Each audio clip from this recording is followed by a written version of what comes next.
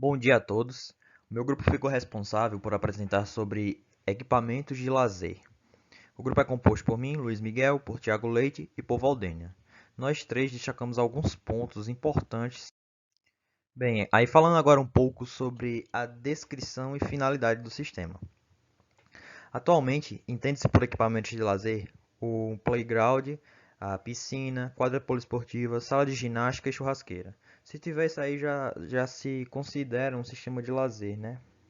Mas lembrando que isso aí que a gente destacou, esses componentes, digamos que são os componentes mais básicos, né? Os mais comuns encontrados nos condomínios.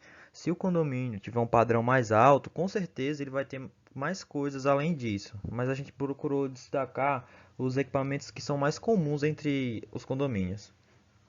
Continuando, né? Os equipamentos de lazer, eles têm como a finalidade de proporcionar o entretenimento aos moradores do condomínio, além de agregar o valor àquele imóvel, né? Sendo um atrativo à liquidez do mesmo. Bem, os equipamentos de lazer mais utilizados, que a gente procurou destacar aqui nessa apresentação, é o sistema de playground, brinquedos de madeira, brinquedos de plástico, brinquedos de ferro, piscina e quadras poliesportivas. Prosseguindo. Falando agora um pouco sobre cada um dos equipamentos, né, separadamente. Primeiramente sobre o sistema de playground. É um espaço que contém equipamentos sem sistema motriz que são instalados ao ar livre. Normalmente, eles são compostos por brinquedos infantos juvenis, como escorregador, balanço, gangorra, um gira-gira, cama elástica e entre outros equipamentos. Os brinquedos do playground podem ser feitos de diversos tipos de materiais. Falando agora um pouco sobre brinquedos de madeira. Eles devem possuir a superfície lisa, sem rebarbas, lascas ou farpas. As superfícies devem ser tratadas com sistemas isentos de toxicidade. Então, esses brinquedos de madeira é importante, né, que ele cumpra esses requisitos aí, visando sempre a segurança dos usuários. Brinquedos de plástico. Em função do atrito do corpo da criança, o brinquedo pode gerar energia eletrostática. Sugere-se então que a superfície de contato seja mantida com uma pequena umidade, mais uma vez para visar a segurança, né, dos usuários daquele brinquedo. Equipamentos de lazer, né, continuando aqui a parte dos brinquedos de ferro. Eles devem receber tratamento anticorrosivo antes da pintura. As seções ocas devem ter suas pontas seladas para evitar a penetração de água, o que provocaria a corrosão da peça e dessa forma, consequentemente, traria ferrugem e diminuiria a vida útil do equipamento, além de colocar em risco a segurança dos usuários. Falando agora um pouco sobre as piscinas, né? A piscina ela tem por definição, um conjunto de instalações compostos por tanque de água, deck, casa de máquinas ou estação de tratamento, rede de circulação e distribuição das águas, destinadas às atividades aquáticas. Os tipos de piscinas mais comuns são construídas em estruturas de concreto, de alvenaria armada ou fibra de vidro, podendo ter como revestimento cerâmica, pastilhas, pinturas ou vinil. Falando agora um pouco sobre as quadras poliesportivas.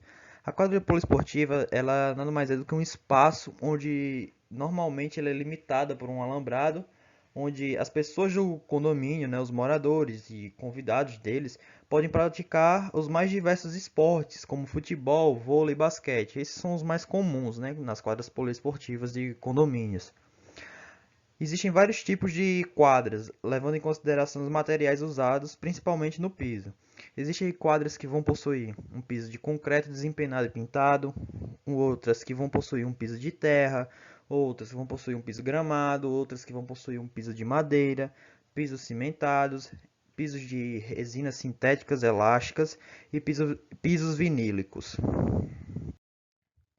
Continuando agora falando um pouco sobre as principais anomalias e falhas de cada um desses sistemas, né? De alguns dos sistemas a gente procurou destacar, para não estender tanto a apresentação. Falando inicialmente sobre o Playground.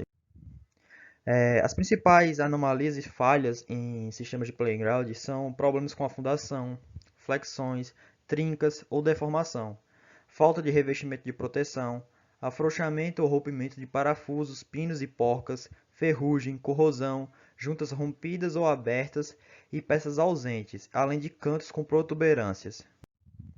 Continuando, né? Mais algumas anomalias. Podem também ocorrer articulações em componentes móveis que vão ficar e acaba ficando exposto, dispositivos mecânicos e outras partes móveis, rolamentos gastos, falta de lubrificação, movimento barulhento, emperramento do brinquedo ou movimento excessivo, ausência de barras de segurança ou de corrimãos, rompimento de estruturas de segurança, problemas de revestimento cerâmico quebrado ou inadequado ao ambiente, problemas com escoamento de água. Continuando agora falando um pouco sobre as piscinas, né? Quais são as principais anomalias e falhas nas piscinas?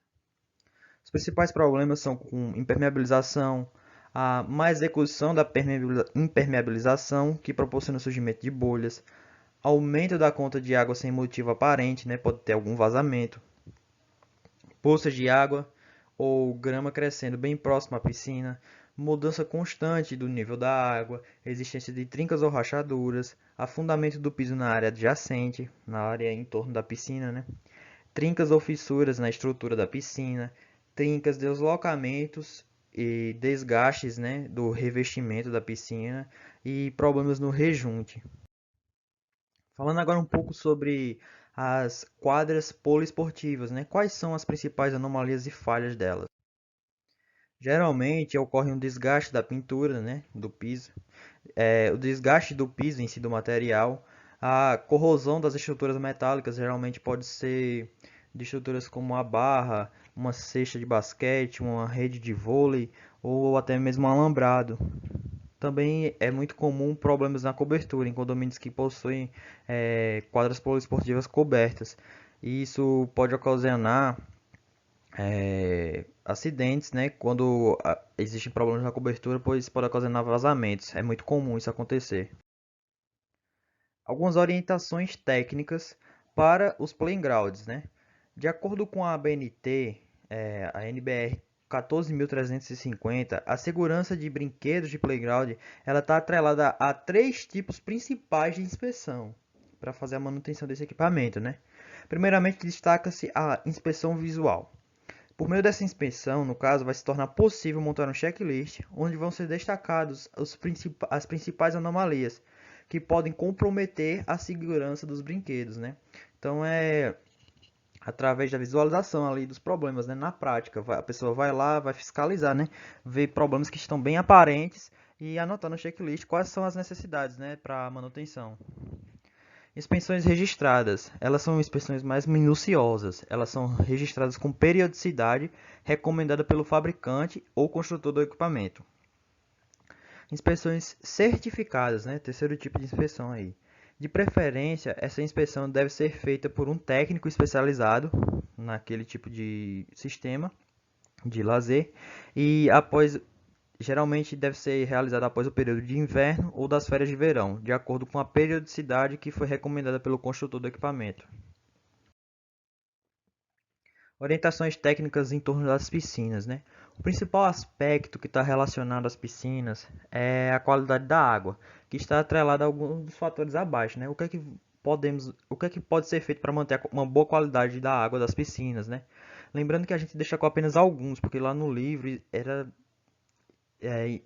os mais variados tipos, né? Existiam muitas e muitas especificações em torno da qualidade da água das piscinas. Então, começando aí, primeiro a água deve estar livre de bactérias do grupo coliforme, deve estar livre da proliferação de algas, deve ser límpida e livre de detritos. A concentração do cloro deve estar entre 0,8 mg por litro e 3 mg por litro de água, né, da piscina. Deve ser verificado constantemente o pH da piscina, dia sim e dia não. E sempre buscar manter o pH entre 7,2 a 7,6. Devem ser usados produtos que não possuam componentes tóxicos. Deve-se manter o filtro sempre limpo e usar ele no mínimo 2 horas por dia para deixar ali filtrando a água da piscina. Agora, algumas orientações técnicas em torno das quadras poliesportivas. Primeiro, destaca-se esses dois pontos aí inicialmente, sobre a estabilidade e a drenagem do piso dessas quadras, que eles vão estar intimamente relacionados à durabilidade do piso daquela quadra. Porque geralmente nos condomínios, o tipo mais comum de quadra poliesportiva é aquelas que não são cobertas, né? Então, em relação à escolha dos materiais para a execução de pisos de quadras ao ar livre, deve-se atentar a alguns aspectos. O que vai ser esses aspectos? A multiplicidade de uso, né? Se aquele piso ele é resistente aos mais diversos tipos de uso, que geralmente é o que ocorre nas quadras poliesportivas. O baixo custo de execução com aquele material, o baixo custo de manutenção daquele material, a facilidade de manter aquele material, de dar manutenção nele, né? A grande durabilidade, não abrasividade e a elasticidade desse tipo de piso. Bem, a gente destacou sobre os playgrounds, né? Como fazer a manutenção, sobre as piscinas e sobre as quadras poliesportivas. E é isso que a gente tinha se preparado para apresentar sobre sistemas de lazer.